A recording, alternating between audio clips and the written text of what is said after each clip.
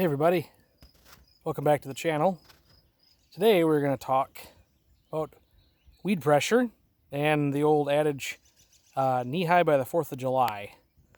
I'm currently down here at my house, and so I've got corn in my backyard here. And so we're going to talk a little bit about why this corn is so short, and this corn is already 7 foot tall. So, you've all heard the adage, knee high by the 4th of July, and I don't know the exact origins of it, but it goes back, several decades, that if your corn was knee high by the 4th of July, you're going to have good corn. Well, it's July 12th right now, but as you can clearly see, this is 7 foot tall at this point. Started to tassel. Here, you can see some tassels coming in. I already got ears shooting up here. But anyway, so back to the knee high by the 4th of July thing, and why this corn looks so good and that over there doesn't look quite so good. You can see this corner here, there is virtually no weeds in there at all. And there's that. Weed pressure is one of the biggest problems with the corn, because it takes so much of the moisture. It takes way more moisture from the corn than the corn can. I mean, it really affects the corn because it takes the moisture it needs.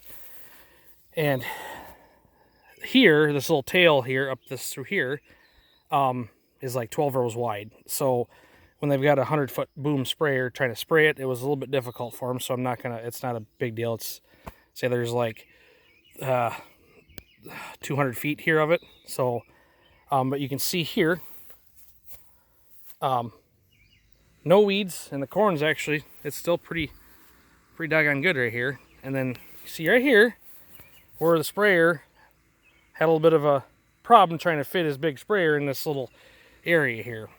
And then you can see here how the weeds creep into the row of corn, and you can slowly see how the corn goes down. And then even here, you can see in here how the grass is growing in there, and it's infecting the second row of corn here. Third row looks pretty much like the rest of the corn. So, back in the day, they didn't have the herbicides to kill the weeds, so that's what they had. They had what was called checker row planting, which, I've never done it myself, but if you must know, checker row planting means they had a wire that would run from one end of the field to the other, and it had a roll, or almost like barbed wire every so far, and it would, when it hit that wire to the corn planter, it would go through the corn planter. It would hit that wire, it would drop a seed. So you could cultivate that corn in every direction. You could go this way with the corn to cultivate it. You could go across the field this way, and I think you could even go diagonal. That way you could get around all of the corn stalks a little better, but it still wasn't great. And the spraying wasn't that great either. And the genetic makeup of the corn seed wasn't that great either. So with the genetic modified seeds, the better herbicides and pesticides, virtually nobody really cultivates corn anymore.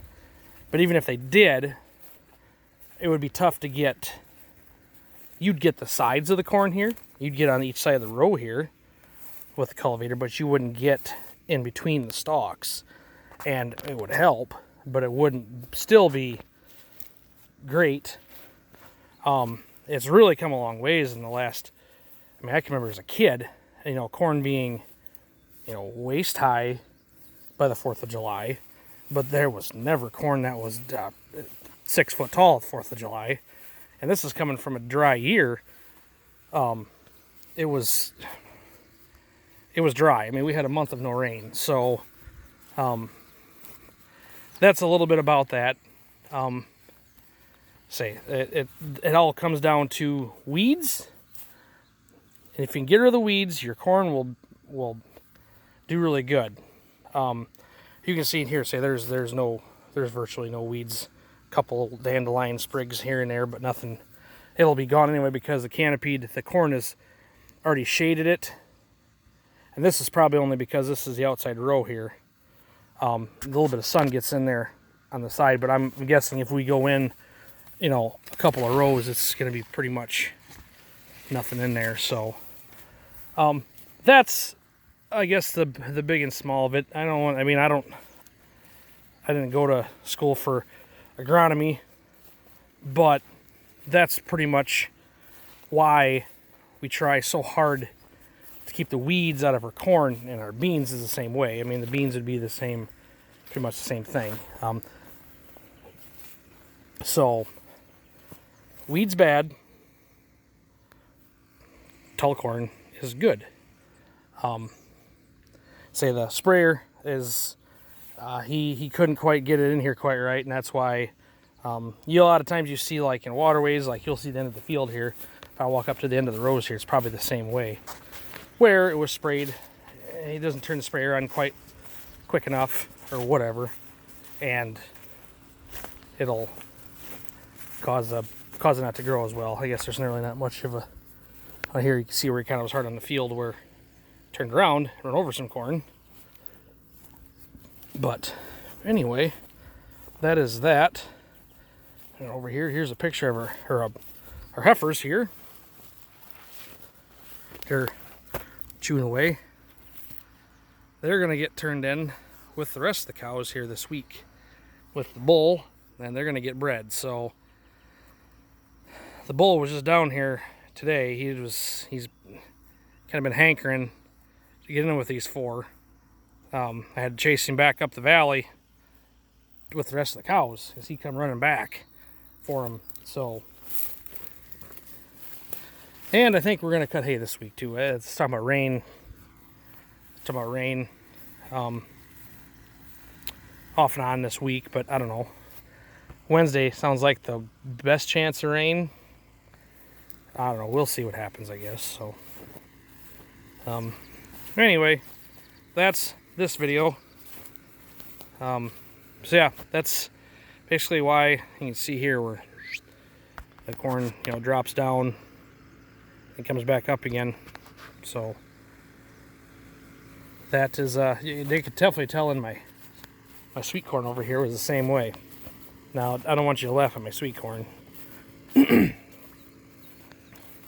don't think this is a mixture of bad seed and but my sweet corn looks pretty pitiful. But there was weeds in between all the stalks here. I was a bad gardener and didn't go out here and weed between each one of the stalks, and I think that's what happened to a lot of them. Was it took all the moisture away from the corn and it stunted its growth. So anyway, I'm gonna leave you with that, and we'll talk at you later.